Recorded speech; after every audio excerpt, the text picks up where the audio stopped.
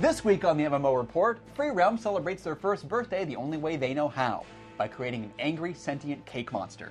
Also, all the races and clans are revealed for Final Fantasy XIV. Spoiler alert, their genders are questionable, but their outfits are fabulous. And finally, I go back to Uncle Casey's mailbag to answer all the questions you took the time to hastily type out and send before even bothering to use your email program spellcheck. Just feels more genuine that way. Hey, did you hear? It's Epic April on Attack of the Show. It's epic. It's April. Watch it! Or they'll kill us.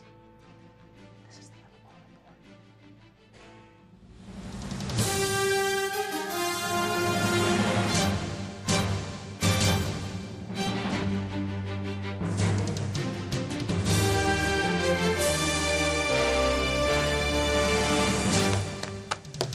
Hello, and welcome to the MMO Report, one of G4's many media marketing entities.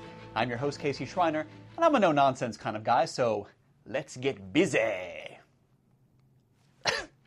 Sorry. Thanks to our friends over at Massively.com, we got an invite to a huge party being thrown by Sony's bright and shiny MMO, Free Realms.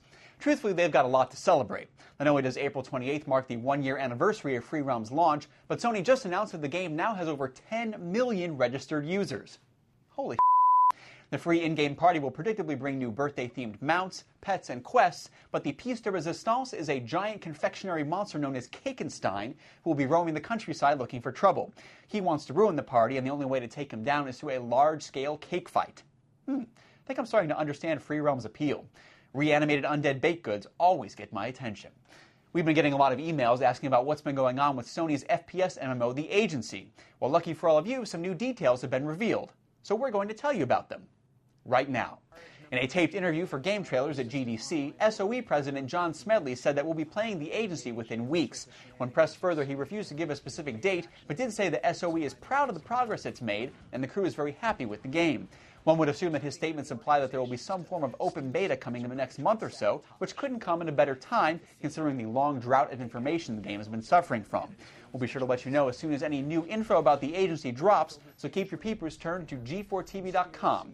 This message will self-destruct in, well, let's say, 2.5 minutes.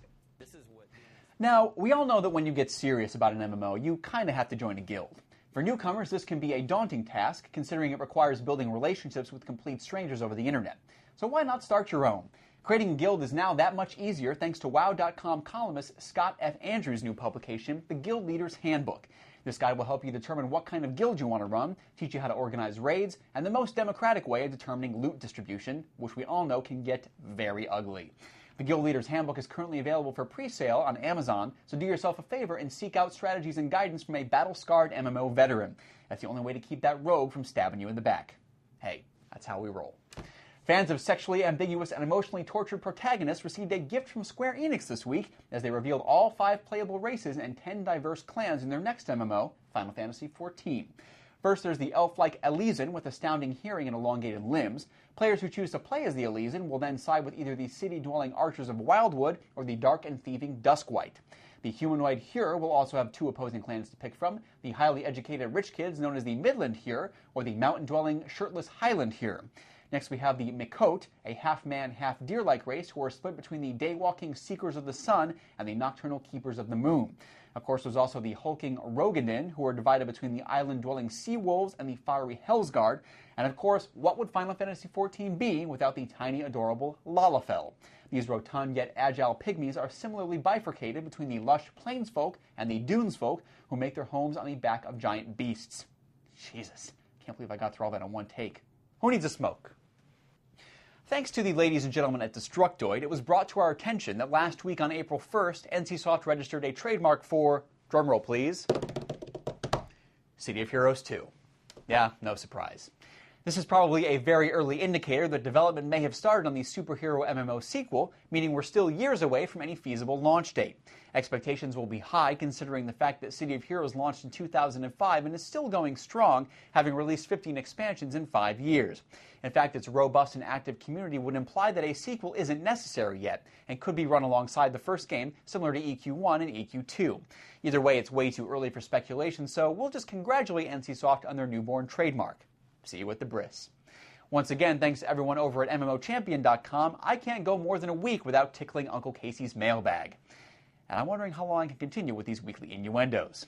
First up, both Isaiah and Rich G wrote in asking if there's a release date for DC Universe Online.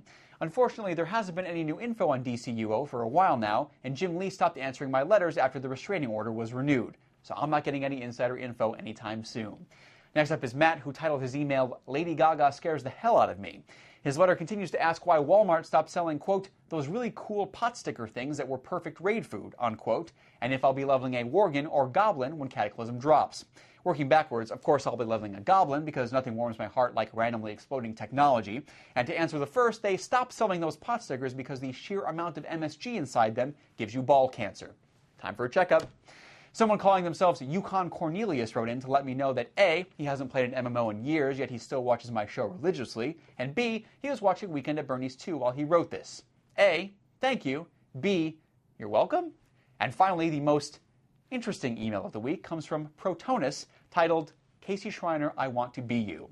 After telling me how hilarious I am, thank you, he says that if we mention his email on the show, his girlfriend would send us naked pictures. I'm equally flattered and disturbed, but I mentioned you, so pay up, Mrs. Protonus. Seriously, though, we got a ton of ridiculously complimentary emails this week, too many to mention individually, but I cannot thank you all enough. It's people like you that we make this show for, and the fact that you appreciate our little corner of the internet makes us want to work harder. Not a lot harder, mind you, but maybe just a little bit. And because I just said the first genuine thing of my entire show business career, I'm going to sign off. Remember, we do love getting your email, so write us at the MMO report at g4tv.com, and we'll try to read as many on the show as possible. So until next time, I'm Casey Schreiner. This is the MMO report. As I'm sure you already know, Splinter Cell Conviction comes out next Tuesday. Now, we're all excited about the new Mark and Execute feature. Personally, I can't wait to try out the Michael Ironside Field Sobriety minigame. Even Sam Fisher can't hide from a blood alcohol content of 0.14. And now, stealth mode.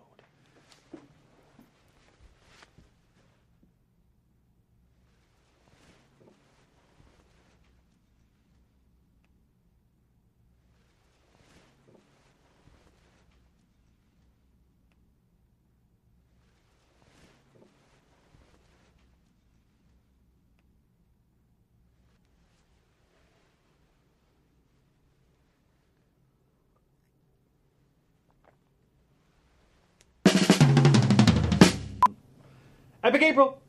Epic April. Epic April. That's terrifying. Don't say that again. Stop it. Stop it. Would you like to see Epic April? Come to my van, I'll show you Epic April. She a great big fat person. She a great big fat person. This is 2 weeks in a row now. I know.